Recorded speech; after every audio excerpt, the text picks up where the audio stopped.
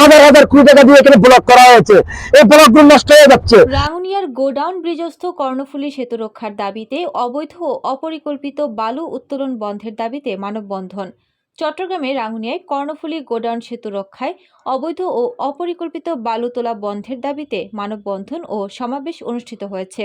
সোমবার ২৭ জানুয়ারি বিকেলে রাঙ্গুনিয়ার সর্বস্তরের ব্যানারে উপজেলার গোডাউন কর্ণফুলী সেতু এলাকায় মানববন্ধন ও সমাবেশে শত শত নারী পুরুষ অংশ নেন। সমাবেশে বক্তব্য দেন চট্টগ্রাম উত্তর জেলা যুবদলের সাধারণ সম্পাদক এস.এ. মুরাদ চৌধুরী। স্থানীয় বাসিন্দাদের মধ্যে মহিবুল্লাহ মারুফি, মোহাম্মদ রাসেল, মোহাম্মদ নজরুল, মোহাম্মদ জামাল, মোহাম্মদ জমির, খায়রুল ইসলাম, ইস্কান্দার মির্জা, কপিল উদ্দিন, কাজী সোহান সহ আরও অনেকে। সমাবেশে বক্তারা বলেন, কর্ণফুলী সেতুর পাশ থেকে বালু তোলার কারণে সেতু ঝুঁকিতে রয়েছে। নদী পার হুমকির মুখে পড়েছে। বালু তোলার কারণে নদীতে তলিয়ে যাবে শত শত বসতঘর, ধসে যাচ্ছে সড়ক ভাটাসহ রাঙ্গুনিয়ার বিভিন্ন স্থানে অবৈধ বালু তোলা বন্ধ না হলে ঢাকামুখী লং মার্চ করে প্রধান উপদেষ্টার কাছে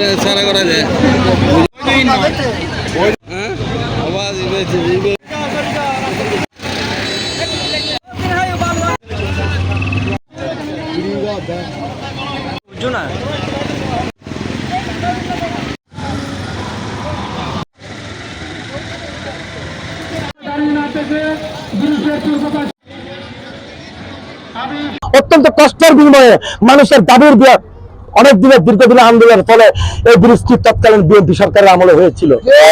এই ব্রিজও আজকে হুমকির মুখে পড়েছে।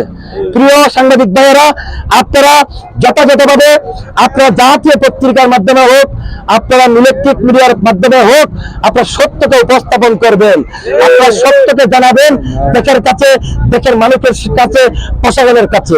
আপনারা জানেন যেখানে সৎ ব্যবসা, যেখানে বৈধ ব্যবসা, সেখানে কিন্তু কোনো বাড়াবাড়ি থাকে না। অবৈধ ব্যবসা সেখানে সবচেয়ে বেশি গুদাবিল। ধন্যবাদ সকলকে, সমস্ত রাঙ্গুনিয়াবাসীকে, শরৎবাড়াবাসীকে। অনেক মা বোনেরা এখানে এসেছেন, আপনারা দেখেন আর শত শত মা বোনেরা এসেছেন আজকে এই অবৈধ বালু মহল বন্ধের দাবিতে। আমরা যদি এই বালু মহলের কাগজও যদি অবৈধ থাকে, তাহলে এখানে বালু মহলের মালিকটা কে হতে পারে? বালু মহলের মালিককে এখানে সশরীরে এসে রাঙ্গুনিয়ার জনসাধারণের সামনে বলতে হবে এবং বৈধভাবে যদি বালু উত্তোলন করা তাদের অধিকার এখনো আহত থেকে থাকে, তাহলে বালুর মালিককে এসে যার নামে মোহাম্মদ ফয়সালকে এসে কিন্তু এই ব্যাপারে আপনাদের সামনে ব্রিফ করতে হবে। প্রশাসনের সামনে থেকে টেলিফোনে এটা ফয়সাল না হতে এটা কামালও হইতে পারে।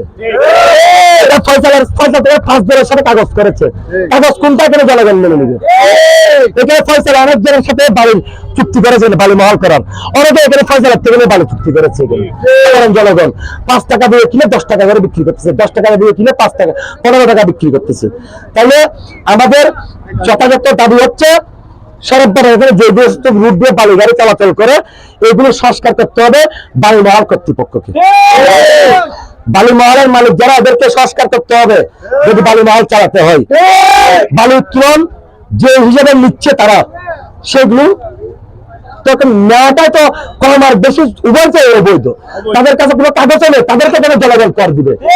আজকের থেকে কোনো বালুর মহল থেকে কেউ কোনো কর দিবে না ততক্ষণ পর্যন্ত বালুর মালিক প্রকৃতপক্ষে এসে তার সত্যতা উপস্থাপন কেন না করে। কাগজে পত্রে ডকুমেন্টারির সাথে আপনাদের সামনে কথা বলেছি, এখানে কোনো আবেগ দিয়ে কথা নয়, এটা কাগজে পত্রে রাষ্ট্রীয় হিসাবের কথা আমি কথাগুলো বলেছি। ধন্যবাদ সকলকে, অনেক কষ্ট দিয়েছি আপনাদের সকলকেও আন্তরিক কৃতজ্ঞতা ও ধন্যবাদ প্রকাশ করছি। আগামীতে আপনারা রাঙ্গুনিয়ার স্বার্থে, রাঙ্গুনিয়ার সাধারণ মানুষের স্বার্থে দল মত নির্বিশেষে সকলের জন্য আপনারা সত্যের পথে ন্যায়ের সাথে কাজ করে যাবেন, এটাই আমি প্রত্যাশা করছি। খোদা হাফেজ। বাংলাদেশ জিন্দাবাদ, রাঙ্গুনিয়া জিন্দাবাদ।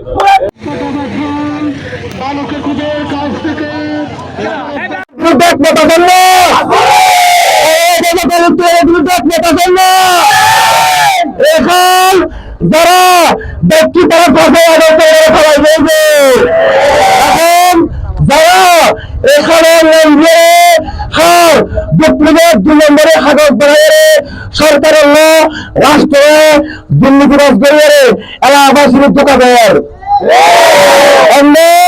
বালু তুলবে নিয়ে নেবে। এই ব্রিজের 1200 ফুট চিৎকার মৃত্যুর চোখে রাখেন পর্যন্ত, কিন্তু ইতারা পুরো কর্ণগুলি নদীর এলো সাঁতারি ভাবে পানি উত্তোলন করে।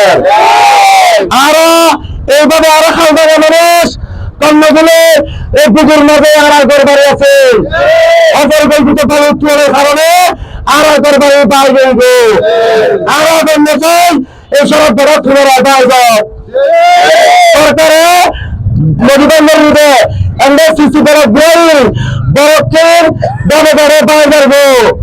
এই বড় রক্তাক্তে আজকের আড়াই মানব বন্দর।